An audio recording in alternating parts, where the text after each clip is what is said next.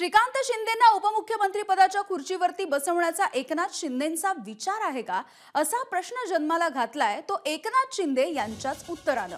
2 दिवसांची विश्रांती घेऊन काळजीवाहू मुख्यमंत्री एकनाथ शिंदेंनी दरेगावचा निरोप घेतला आणि त्यापूर्वी पत्रकारांनी एकनाथ शिंदेंसोबत संवाद साधलाय। उपमुख्यमंत्रीपदी श्रीकांत शिंदे असतील का असा प्रश्न एकनाथ शिंदेंना विचारण्यात आला, त्यावरती चर्चा सुरू असल्याचं एकनाथ शिंदे यांनी स्पष्ट केलंय। दरम्यान श्रीकांत शिंदेंना उपमुख्यमंत्रीपदी बसवण्याचा निर्णय शिवसेनेने घेतला तर तो निर्णय भाजप आणि अजित पवार यांच्या राष्ट्रवादी काँग्रेसला मान्य असेल का हे सुद्धा बघणं महत्त्वाचं ठरेल।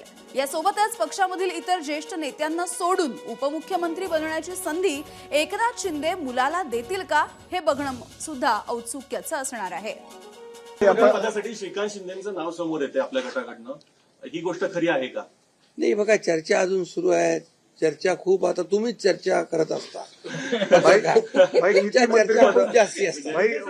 आता एक बैठक आमची अमित भाईंच्या बरोबर झालेली आहे, दुसरी एक बैठक आमची होईल तिघांची, आणि त्या बैठकीमध्ये खूप साधक बाधक चर्चा होईल आणि त्यामधून योग्य तो निर्णय या महाराष्ट्राच्या हिताचा, की आम्ही सत्ता दिली, सरकार म्हणजे एवढी मेजॉरिटी दिली, आता चांगलं सरकार स्थापन व्हावं, जी अपेक्षा जनतेची आहे ती आम्ही पूर्ण करणार।